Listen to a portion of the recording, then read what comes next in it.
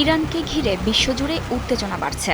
এমন পরিস্থিতিতে আলোচনায় এসেছে ডোনাল্ড ট্রাম্পের কঠোর অবস্থানের বার্তা। কেন তিনি এত কঠিন বার্তা দিচ্ছেন? এটা কি শুধু রাজনৈতিক চাপ, নাকি এর পেছনে আছে বড় কোনো পরিকল্পনা? মধ্যপ্রাচ্যের এই টানটান অবস্থায় ট্রাম্পের এমন ভূমিকা নিয়ে সবার মনে একটাই প্রশ্ন, আসলে কি চাচ্ছেন মার্কিন প্রেসিডেন্ট ডোনাল্ড ট্রাম্প?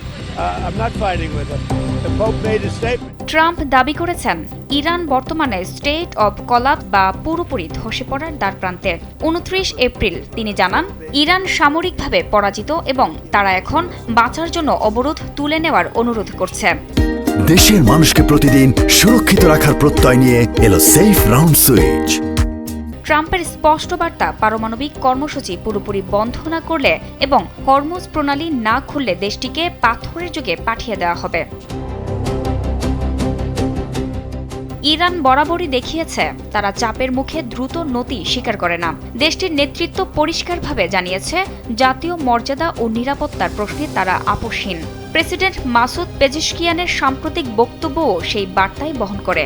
ফলে সামরিক চাপ দিয়ে দ্রুত ফল পাওয়ার যে হিসাব, তা বাস্তবে কঠিন হয়ে উঠেছে।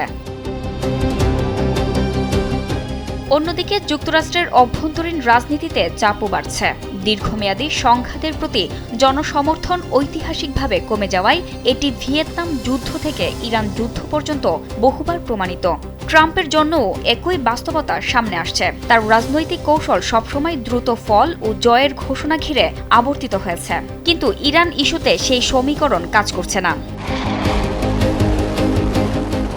সামরিক ভাষা এবং শক্তি প্রদর্শনের মাধ্যমে পরিস্থিতিকে নিজের নিয়ন্ত্রণে আনার চেষ্টা দেখা গেলেও সাম্প্রতিক ঘটনা প্রবাহ বলছে বাস্তবতা অনেক বেশি জটিল।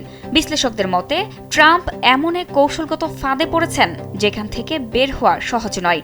অনেকেই এই পরিস্থিতিকে তুলনা করছেন কম্বল ভেবে ঝাঁপ দিয়ে পরে বুঝতে পারা যে সেটি আসলে ভালুক। এখন দেখার বিষয়, ট্রাম্প কি সেই ভালুকের সঙ্গে লড়াই চালিয়ে যাবেন, নাকি সময় থাকতে কৌশল বদলাবেন।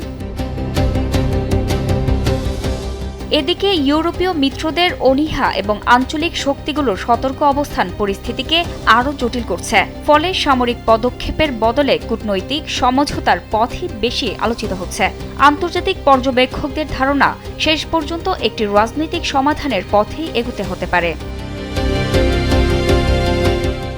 এই সংকটের ফল শুধু যুক্তরাষ্ট্র বা ইরানের মধ্যে সীমাবদ্ধ থাকবে না, এটি মধ্যপ্রাচ্যের স্থিতিশীলতা, বৈশ্বিক জ্বালানি বাজার এবং আন্তর্জাতিক কূটনীতির ভবিষ্যৎকেও প্রভাবিত করবে। জান্নাতুল ফেরদৌস, কালবেলা।